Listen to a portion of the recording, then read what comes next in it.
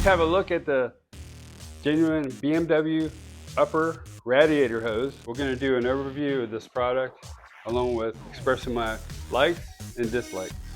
In my experience owning a couple of BMWs, I recommend the BMW OEM part over the aftermarket part because high quality actually lasts longer. You'd be doing less installation if you think about it. So over time, in the long run, you put in the part that's OEM, it'll last longer versus having to install it multiple times in the lifetime. It's actually exact fit, so you shouldn't have any problem. It does have an easy clip-on feature. We just pull up the clips like that. You slide them into position, clamp them in, boom, boom, done. Simple as that. It's the exact fit. So another thing I like is that it's a real easy install.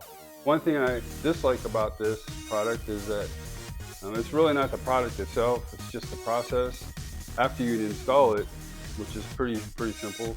Good recommendation to re-bleed the system and make sure it's pressurized to where it won't overheat.